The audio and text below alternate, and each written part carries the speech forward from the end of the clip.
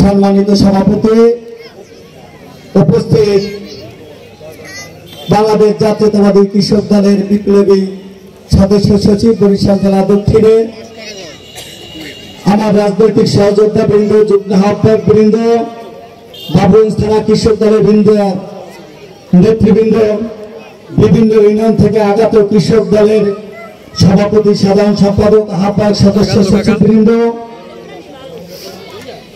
একজন জাহাঙ্গীরনগর ইউনিয়নের যে সকল নেতৃবৃন্দ আজকে এই কৃষক দলের সমাবেশকে পরিকল্পনা কৃষক দল হল এটাকে বিভিন্ন অঙ্গ সংগঠন এবং সহযোগী সংগঠন বিএনপি সহ যারা এই প্রোগ্রাম আমাদেরকে সহযোগিতা করেছেন, বরিশাল জেলা কৃষক দলের পক্ষ থেকে সবাইকে আন্তরিক শুভেচ্ছা ও অভিনন্দন এবং কৃতজ্ঞতা বোধ করছি। বাংলার রাখা রাজা শহীদ রাষ্ট্রপতি জিয়াউর রহমান, তার উত্তরসূরি দেশনেত্রী বেগম খালেদা জিয়া, তার উত্তরসূরি দেশনায়ক তারেক রহমান বাংলাদেশের সাধারণ মানুষের জন্য বহুদূর থেকে অক্লান্ত পরিশ্রমে কাজ করে যাচ্ছেন। আমরা তার নির্দেশ মোতাবেক বাংলাদেশ জাতীয়তাবাদী কৃষক দল সারা বাংলাদেশে এই কৃষক সমাবেশ করতে আছে। আমাদের এই কৃষক সমাবেশটা হচ্ছে দলমত নির্বিশেষে, ভিন্ন মতের যদি আমাদের এই কৃষক আছে, যে দেশে এখন 80% লোক এই কৃষি খাতের উপর নির্ভরশীল, সেই কৃষক শুধু যে একটি দলের হতে হবে এরকম কোন নির্দেশনা নাই। আমরা শুধু কৃষকদের নিয়ে কাজ করতে চাই, তারা সে যে মতের হোক আর যে দলের হোক, যে কিছু যা কিছু।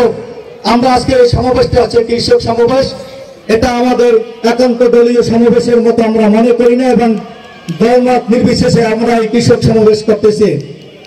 সংগ্রামী ছাত্র বন্ধুরা, কৃষক দল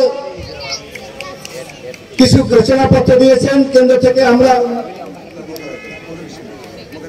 সেই কর্মসূচিগুলো পালন করতেছি এবং আমাদের করণীয় যেগুলো নির্দেশ দিয়েছে সেটা থেকে আমরা সেগুলো শুধু পরে শুনাবো। আমাদের কোনো বক্তব্য নেই, আপনারা সেগুলো শুনবেন। শোনার পরে আপনাদের যদি কোনো প্রশ্ন থাকে আমাদের কাছে, আমাদের কি কি করতে চাই বা আপনাদের কোনো করণীয় থাকলে আপনারা প্রশ্ন করতে পারেন। বিসমিল্লাহির রহমানির রহিম। 3 মাস ব্যাপী ইউনিয়ন পর্যায়ে জাতীয়তাবাদী কৃষক দলের উদ্যোগে কৃষক সমাবেশে কৃষক দলের বক্তব্য। প্রিয় কৃষক ভাইরা, আসসালামু আলাইকুম। বাংলাদেশ জাতীয়তাবাদী কৃষক দলের উদ্যোগে 3 মাস ব্যাপী সারা দেশে ইউনিয়ন পর্যায়ে কৃষক সমাবেশ উপস্থিত এই ইউনিয়নের কৃষক ভাইদের প্রতি জাতীয়তাবাদী কৃষক দলের পক্ষ থেকে শুভেচ্ছা অভিনন্দন। প্রিয় ভাইয়েরা, লক্ষ লক্ষ শহীদের রক্তের বিনিময়ে অর্জিত স্বাধীনতার পরে এক মহা সংকটে নিপতিত হয় আমাদের এই প্রিয় মাতৃভূমি।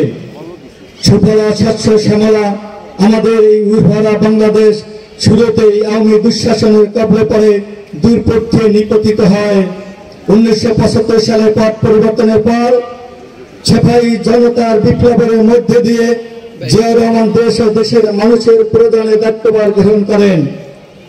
দুর্ভিক্ষ কবলিত এই দেশের মানুষের মুখে এক মুঠো খাবার তুলে দেওয়ার জন্য কৃষি ক্ষেত্রে কিছু যুগান্তকারী পদক্ষেপ গ্রহণ করেন। ফলে অতি অল্প সময়ের মধ্যে বাংলাদেশে সবুজ বিপ্লবের শুরু হয় এবং খাদ্য স্বয়ংসম্পূর্ণ অর্জন করে বিদেশে খাদ্য রপ্তানি করা হয়। কৃষিতে জিয়াউর রহমানের অবদান। বিশেষ কৃষি ঋণ ক্ষুদ্র ও প্রান্তিক কৃষক যেন কৃষি উৎপাদন অবদানে রাখতে পারে, সেজন্য 1977 সালে ফেব্রুয়ারি মাসে কোন জামানত ছাড়াই 100 কোটি টাকার একটি বিশেষ কৃষি ঋণ কর্মসূচি প্রণয়ন করেন শহীদ রাষ্ট্রপতি জিয়াউর রহমান। জাতীয় বীজ অধ্যাদেশ। ভালো বীজ মানেই ভালো ফসল, অধিক ফসল। আপনারা যদি ভালো বীজ ক্রয় করতে পারেন, ভালো বীজ পান, তাহলে আপনাদের ভালো অধিক ফলন হবে। তাই 1977 সালে জুলাই মাসে জিয়াউর রহমান বীজ অধ্যাদেশ প্রণয়নের মাধ্যমে মানসম্মত বীজ কৃষকের হাতে পৌঁছে দেওয়ার ব্যবস্থা করেন, ফলে কৃষক বীজ কিনে প্রত্যারিত হওয়ার থেকে রক্ষা পায়। ব্যক্তিখাতে বীজ শিল্পের উন্নয়ন ও বিকাশে মাইল ফলক হিসেবে কাজ করেন। কৃষি সংকটে কর্মসংস্কার কর্মসূচি, কৃষি উন্নয়ন ও আধুনিকায়নের জন্য কৃষি প্রযুক্তি যন্ত্রপাতির সাথে কৃষকের সম্পৃক্ততা করার বিকল্প নেই। তাই আধুনিক পাওয়ার টিলার, ট্রাক্টর, সেচ যন্ত্র ও হারভেস্টার স্বল্প মূল্যে কৃষকের মাঝে বিতরণ ব্যবস্থা করেন। ফলশ্রুতিতে মাত্র 1 বছরের মধ্যে ধান উৎপাদন 11.11 মিলিয়ন থেকে 13.66 মিলিয়নে বৃদ্ধি পায়। খাদ্য নিরাপত্তা নিশ্চিতকরণ, দেশের খাদ্য জনগোষ্ঠীর খাদ্য নিরাপত্তা নিশ্চিত করার জন্য খাদ্যে আপৎকালীন মজুদ গড়ে তুলতে জিয়াউর রহমান নতুন খাদ্য গুদাম তৈরি করেন এবং ভালো দামে সরাসরি কৃষকের কাছ থেকে ধান চাল ক্রয়ের ব্যবস্থা করেন। তার শাসন আমলে ধানের বাম্পার ফলনের জন্য বাংলাদেশ থেকে প্রথম চাল রপ্তানি শুরু হয়। ভরা মৌসুমে কৃষক জন্য উৎপাদিত ফসল বিক্রি করে ক্ষতিগ্রস্ত না হয় সেজন্য তিনি 1978 সালে শস্য গুদাম কর্মসূচি গ্রহণ করেন। পল্লী বিদ্যুতায়ন কর্মসূচি,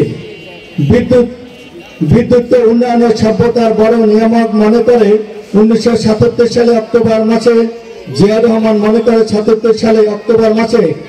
রহমান